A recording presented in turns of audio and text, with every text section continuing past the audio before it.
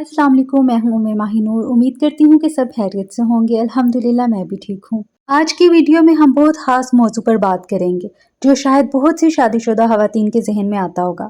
आखिर ऐसा क्यों होता है कि बाज़ औक़ात बीवी हर मुमकिन कोशिश करती है, शोहर का ख़्याल रखती है, घर संभालती है, फिर भी ऐसा लगता है कि शोहर की मोहब्बत पहले जैसी नहीं रही। आखिर इसकी क्या वजह हो सकती है? इस मौजू पे बात करने से पहले आज थोड़ी सी डेली रूटीन शेयर करती हूँ। आज सुबह मैं फजर की नमाज के लिए वज़ू करने बाहर आई तो देखा कि बच्चों ने काफ़ी चीज़ें इधर-उधर फैला रखी थी। मैंने सोचा कि जल्दी से ये चीज़ें समेट लूँ, आजकल बारिशें भी बहुत हो रही हैं, कहीं अभी बारिश शुरू हो गई और सारी चीज़ें भीग जाएँगी। इसलिए मैंने जल्दी-जल्दी सारी चीज़ें समेटी, जगह भी साफ़ की। अभी मुझे सेहन साफ़ किए हुए 5 मिनट ही हुए थे और तेज़ बारिश शुरू हो गई। फिर मैंने वज़ू किया, नमाज़ अदा की। फिर मैं ना कुछ देर के लिए लेट गई। मैंने सोचा कि 1 घंटा सो जाती हूँ, लेकिन जैसे ही मैं लेटी तो मुझे भूख लगना शुरू हो गई। मैं किचन में आ गई, मैंने अपने लिए ऑमलेट बनाया। बस प्याज़ बारीक काटी, उसमें हाफ़ टमाटर मैंने डाला, 1 हरी मिर्च डाली और जो बेसिक मसाले होते हैं नमक, काली मिर्च, क्योंकि हरी मिर्च डाली थी तो मेरा दिल नहीं चाह रहा था कि लाल मिर्च अब डालूँ। और हल्दी वगैरह डाल के उसमें अंडा डाला और अच्छे से फेंट लिया। अच्छा, ऐसा भी ऑमलेट अच्छा बनता है, यानी कि सारा कुछ एक साथ मिक्स करके तो बस फ्राई पैन में उसे फ्राई कर लिया। लेकिन वो भी अच्छा बनता है जो पहले मसाला बनाते हैं और फिर एग डालते हैं, लेकिन बस मैंने जल्दी-जल्दी में ऐसे बना लिया था।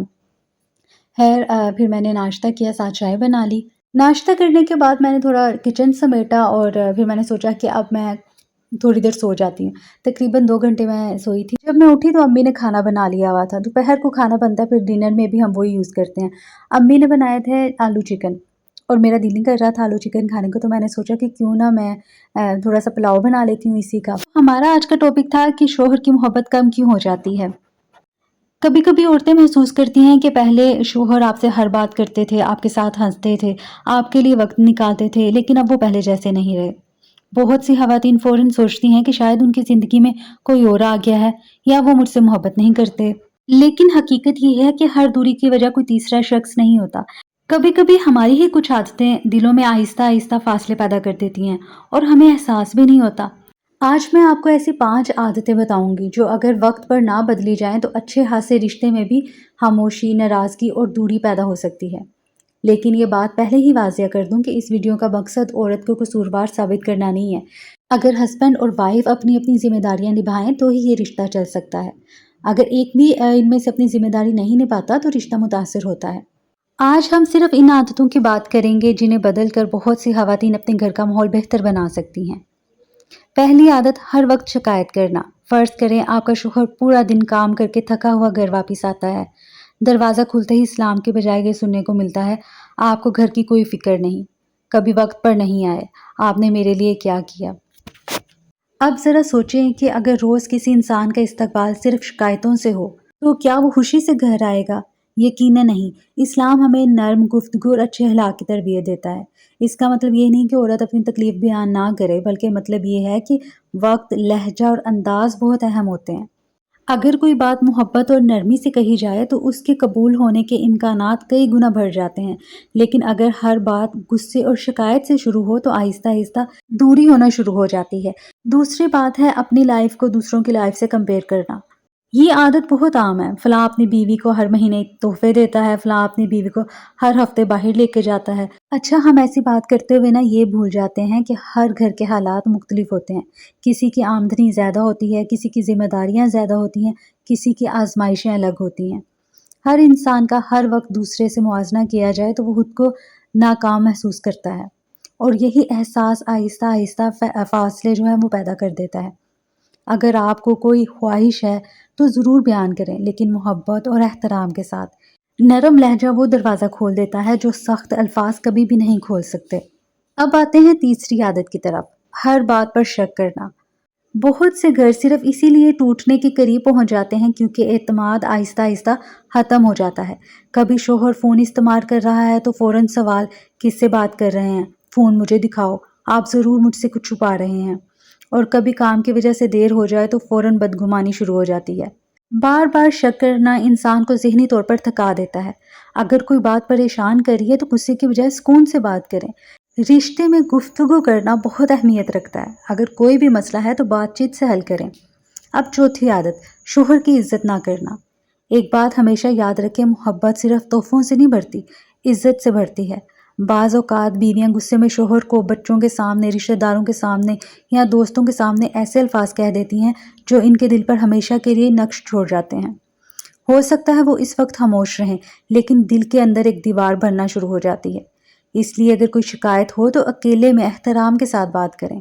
دیکھیے، اب ایک شخص روزانہ صبح سے شام تک محنت کرتا ہے۔ وہ سوچتا ہے کہ آج گھر جا کر سکون ملے گا، لیکن جیسے ہی دروازہ کھلتا ہے اسے صرف شکایتیں، غصہ اور تلخ الفاظ سننے کو ملتے ہیں۔ پہلے دن وہ خاموش رہتا ہے، دوسرے دن بھی برداشت کرتا ہے، تیسرے دن کم بولتا ہے، پھر آہستہ آہستہ وہ گھر دیر سے آنا شروع ہو جاتا ہے۔ اب وہ لوگ کہتے ہیں کہ پتہ نہیں شوہر بدل گیا ہے۔ کوئی بھی رشتہ ایک دن میں نہیں ٹوٹتا، بلکہ چھوٹی چھوٹی باتیں آہستہ آہستہ فاصلے پیدا کر دیتی ہیں۔ اس لیے ہمیں اپنی عادتوں پر نظر ڈالنی چاہیے۔ پانچویں اور آخری عادت، شوہر کی اچھی باتوں کی قدر نہ کرنا۔ ہم اکثر صرف غلطیاں یاد رکھتے ہیں۔ اگر شوہر 10 اچھے کام کرے اور ایک غلطی ہو جائے تو ہماری توجہ صرف اسی غلطی کی طرف رہتی ہے۔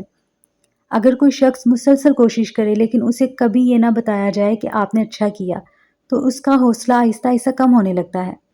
تعریف صرف ایک جملہ نہیں بلکہ محبت کا اظہار بھی ہے۔ کبھی صرف یہ کہنا جزاک اللہ، آپ نے آج بہت محنت کی، یا اللہ آپ کو اس کا اجر دے، یہ چند الفاظ بھی دلوں میں محبت بڑھا سکتے ہیں۔ اور اب ایک اہم بات جو شاید اس پوری ویڈیو کا سب سے ضروری حصہ ہے۔ اگر آپ نے ویڈیو شروع سے اینڈ تک دیکھی ہے تو آپ نے محسوس کیا ہوگا کہ میں نے کہیں بھی یہ نہیں کہا کہ ہر غلطی صرف عورت کی ہوتی ہے۔ ہرگز نہیں۔ جس طرح عورت کے حقوق ہیں اسی طرح شوہر کی بھی ذمہ داریاں ہیں۔